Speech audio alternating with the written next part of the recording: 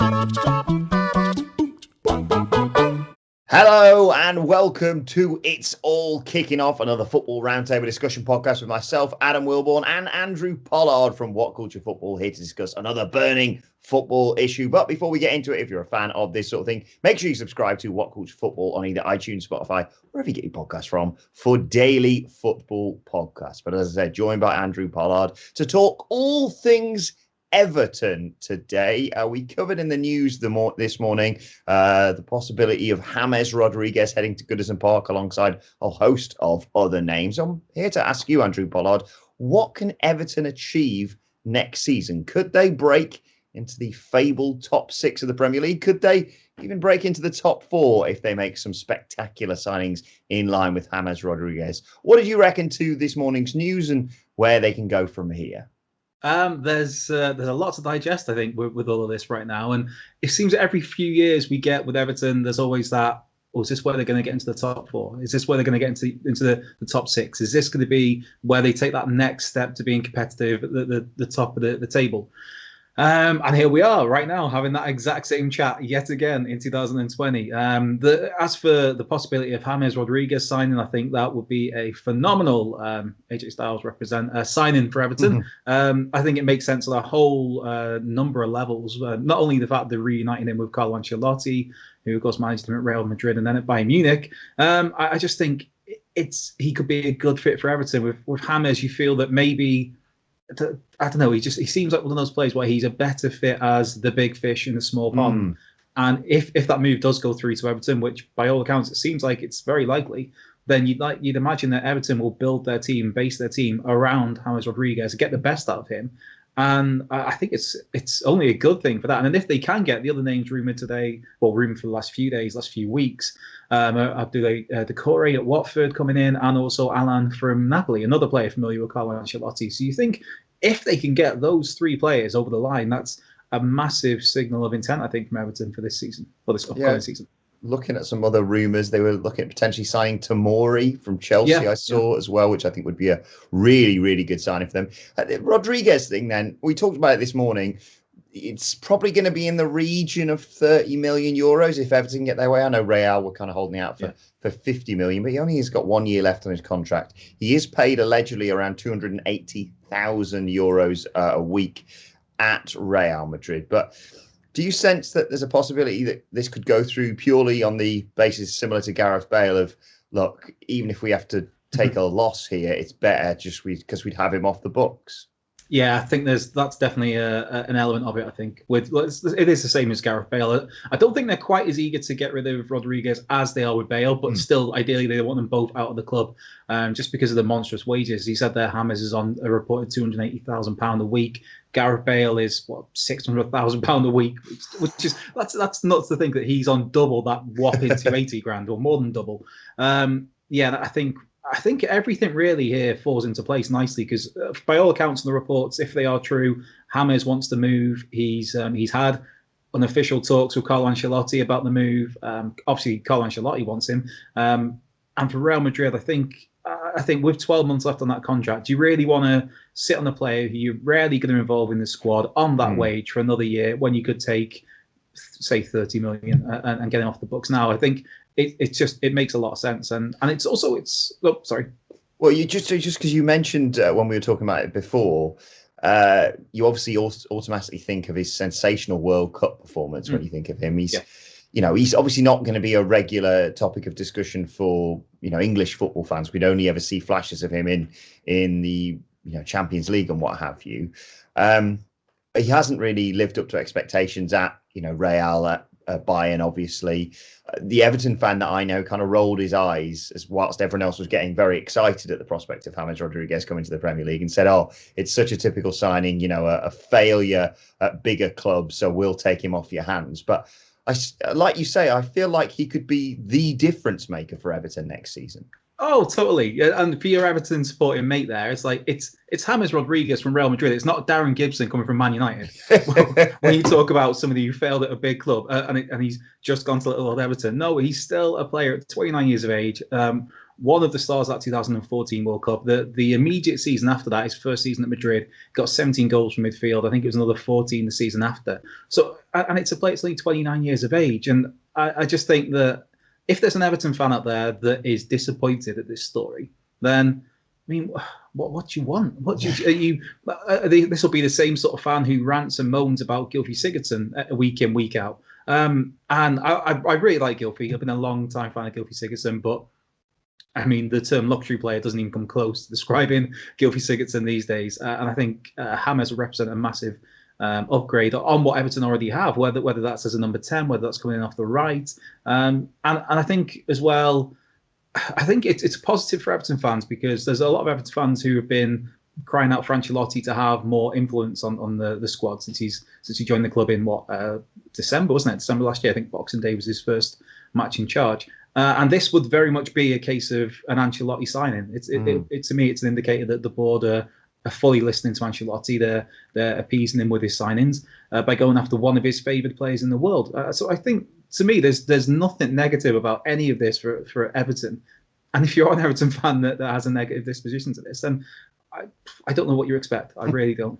Exactly. You can't win. I realise, we are very much in the same vein as sort of pessimistic football fans, but this should be so exciting for Everton fans. I want to talk about Carlo Ancelotti and how essential he is to this transformation potentially of an Everton side. But what do you reckon the feasibility is of then getting, Rodriguez and Alan and Doucouré and Tomori, and what difference that would make for them? Oh, I think they'd be massive. Obviously, you look at that Everton squad right now. I was jotting it down and make some notes before this video, and there's a lot of dead wood to me in that side. If I was picking an 11 out of the squad that's there right now, I think there's only really like maybe 5 or 6 that would have a sniff of getting in the side, and that's including Jordan Pickford in there. And I really will be looking at another goalkeeper, but I guess if you're looking at the bigger picture and priorities, you could probably get by with Pickford in nets for now. But I think that, the Tomori one's interesting because I feel like they do need a centre-half. At the moment, it's Michael Keane and Yerry Mina. Mason Holgate's been playing in there as well. Holgate had a brilliant 19-20, I thought, season. Thought before that, I wasn't too sure on him, but I thought he really stepped up last season. But Yerry Mina seems to be injured every other week. Michael Keane, I don't know. He'll have one good game, then he'll have 4 where it looks like he's never seen a football. God bless him. So they clearly need a centre half. And Tomori, with the news that it looks like Thiago Silva and Malang Sarr on their way to Chelsea, I was only thinking yesterday when we discussed that very topic. You're thinking, well, surely somebody's going to be leaving Chelsea. I think the Tomori story I'd heard was maybe an initial 1-year loan deal, which I think would very much suit Everton in this. And Tomori's 23 later this year, so he's not maybe as young as some people might think. But you look at if Everton pull off those 3 signings in terms of Alan, Doucouré, and James Rodriguez, you're going to be looking. Those deals are probably going to cost a total of 100 million to get over the line. Thereabouts. So that's a lot of money, and that's a lot of money for Everton. So I don't know if they could really afford to go out and get a centre half, as in to purchase. How important is Carlo Ancelotti to all this? Like you say, he's the kind of the tipping point that would persuade James Rodriguez to come to Everton. But also, he is a brilliant manager. Yeah. The guy just, it's all about success with Carlo. I rate him so highly, Carlo Ancelotti, as a manager. Some people might look at it and think, well, but the teams he's managed, they're expected to win things. The AC Milan team that he took over, he got them to their first Serie A title in 5 seasons. After they stumbled in 03-04, he took over and he won Serie A with them. He won the league with Chelsea, won the league with Paris Saint-Germain. I think it was 8 Bundesliga, 3 Champions Leagues across his career. The guy knows how to win, and I think that he's one of those managers that people want to play for. Not to be rude to Marco Silva, but I don't think if Marco Silva was still in charge that James Rodriguez would give Everton even a fleeting glance of moving there. He's a big draw, Ancelotti. He's one of the most well-known managers in world football, one of the most respected managers in world football, and he seems like a really nice fella that you'd want to play for. It's not one of those managers where, all right, he's really effective, but he's a bit of a arse. Ancelotti just seems like a nice fella who knows when to put the arm around you, when to give you a bit of a rollicking, and also he's got fantastic eyebrows. Yeah, I think the Everton fan that I know has never really complained too much to me about Ancelotti and his management of Everton. Just the the depth of the squad and the performances and what have you. So looking ahead, if they manage to pull off those, let's say, 3 signings and potentially a loan signing of Tomori, as you alluded to, the big question, I didn't want to really clickbait this with Everton challenging for the Premier League, but what could they achieve next season? Could they break into those European spots? Could they potentially win a trophy even? Yeah, it's a tall ask, I think, for definitely for the top 4. As for maybe European football, the top 6, maybe top 7. I think it's when you realise how badly Everton tailed off towards the end of the season. They ended up 12th, and it's a bit of a jump. And you look at that squad, and I think there's still so many gaps. Even if you brought in those 3 midfielders and they got Tomori in on loan, to me, I'd still probably be looking at maybe somehow generating funds to bring in a right back, possibly. I know Mehmet Zeki from Lille has been also been linked with Spurs. So that could be an option at right back. If it was me, I think I'd be maybe trying to sway Norwich's hand with Max Aarons at right back as an option, someone like that. Because Seamus Coleman's been a great servant for Everton, but I mean, I think the last few years he's not seen quite the player he once was. I think he's 32 at the moment, and you're thinking they could do with somebody on that right side, because Luca Dean on the left, to me, he's probably my favourite left back to watch definitely in the Premier League. I just think the left foot. I don't really care if his defending is hit and miss at times. Just the delivery on him, classy, cultured. I like that. And Dwight McNeil was a name I saw linked at one point. And you think if somebody like that, I think if you were looking at maybe an attacking 3 of say Dominic Calvert-Lewin down the middle, Richarlison off the right, Dwight McNeil on the left, and then a James as a 10. And I think if Ancelotti tends to prefer that 4-2-3-1, and I think Everton, in the games he had in charge, there's a few where it felt like he was almost backed into a corner to play a 4-4-2 because of the players that were available to him. And I think if he could put his own stamp on the squad, get him used to the system he wants to play, bring in some vibrant, energetic players, I think Everton, realistically, to me, I'd be thinking they could push for that top 6, that top 7.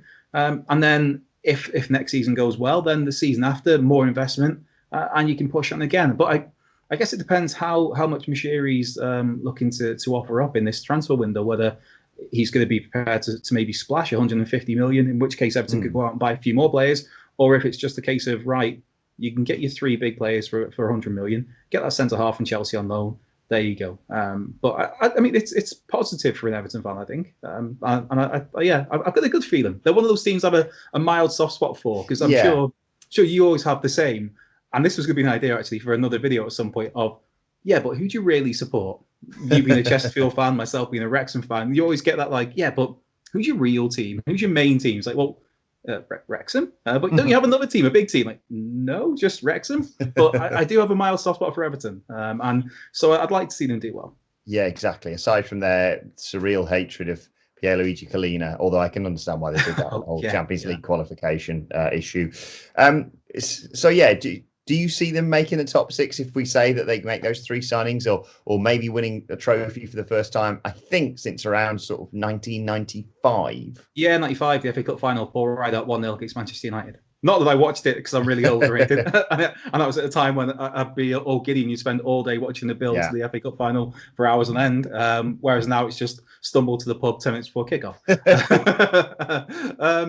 I can see them if they bring in the 3 midfield signings and Tomori. I do fancy them to go top 6. Part of me though, and I think Ancelotti's won a lot of cups as well, so I think you can't rule out a good cup run. And I think Everton fans would just take a trophy. I mean, obviously they got to the FA Cup final and got beat by Chelsea back in 2006-7, pulling the number completely out of my hoop there, when Luis Zaha scored after a couple of minutes, and then Chelsea just decided to turn it on.